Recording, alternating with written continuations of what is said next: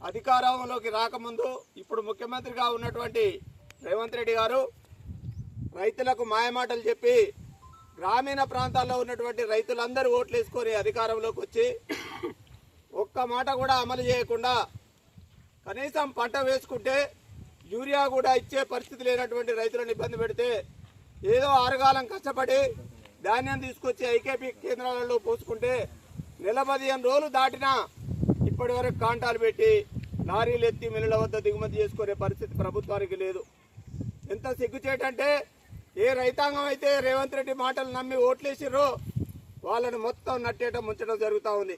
మీరందరు కళ్ళారా చూస్తూ ఉన్నారు.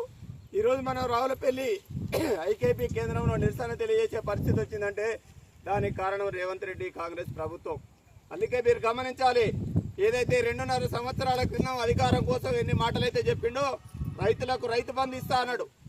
ఇంతవరకు రైతు బంధు ఇచ్చే పరిస్థితి లేదు. 2 పంటలకు పూర్తిగా ఎగ్గొట్టిండు. ఈ యాసంగి పంటకు 3 దఫాలుగా ఇస్తా అన్నాడు. 2 ఎకరాలకే ఇచ్చిండు. ఇంకా మిగతా వాటికి ఇచ్చే పరిస్థితి లేడు. రుణమాఫీ చేస్తా అన్నాడు. సగం మందికి కూడా రుణమాఫీ చేయలేదు. కేసీఆర్ గారు ఉన్నప్పుడు కుటుంబ యజమాని రైతు అయి ఉండి ఒక గుంట భూమి ఉండి చనిపోయినా 5 లక్షల రూపాయలు 10వ రోజులో అకౌంట్లో పడేది. అట్లాంటి స్కీములు రేవంత్ రెడ్డి వచ్చి రద్దు చేసిండు. ఆ కుటుంబానికి రక్షణ లేకుండా పోయింది. ఇట్లాంటి పరిస్థితులలో, దీనమైనటువంటి పరిస్థితులలో రైతాంగం ఇబ్బంది పడతా ఉంటే ఇక్కడ ప్రజలు ఎన్నుకున్నటువంటి స్థానిక ఎమ్మెల్యే కానీ ఎంపీ కానీ ఏదైనా ఒక ఐకేపీ సెంటర్కు హాజరయ్యి చూసి అక్కడ ఉన్నటువంటి రైతుల బాధను పట్టించుకొని ప్రభుత్వానికి అధికారులకు చెప్పి పరిష్కారం చేద్దామని సోయి ఆ కాంగ్రెస్ ఎమ్మెల్యే కానీ ఎంపీకి కానీ లేదు.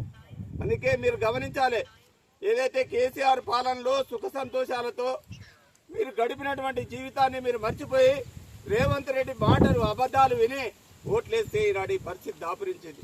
భవిష్యత్తులోనైనా మళ్ళీ కేసీఆర్ నాయకత్వంలో మనం ప్రభుత్వాన్ని తెచ్చుకోవాలన్నా, అట్లాగే ఎంపీటీసీ జెడ్పీటీసీ ఎన్నికలు వచ్చినా కారు గుర్తు మీద ఓటేయాలి. అప్పుడే మనకి కష్టాలు పోతాయి తప్ప కేసీఆర్ రాకుండా, తెలంగాణ టీఆర్ఎస్ ప్రభుత్వం బీఆర్ఎస్ ప్రభుత్వం రాకుండా మళ్ళీ ప్రజల కష్టాలు పోయే పరిస్థితి లేదు. కాబట్టి ఈ ఐకేపీ సెంటర్లలో వెంటనే కాంటాలు పెట్టి లారీలు దిగుమతి అయ్యే విధంగా చర్యలు తీసుకుని రైతులకు డబ్బులు వెంటనే చెల్లించే విధంగా ప్రభుత్వాన్ని మనం డిమాండ్ చేస్తున్నాం. జై తెలంగాణ!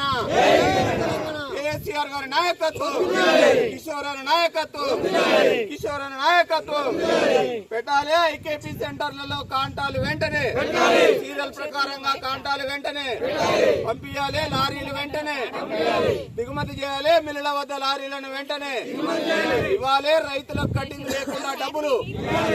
జై తెలంగాణ! ధన్యవాదాలు.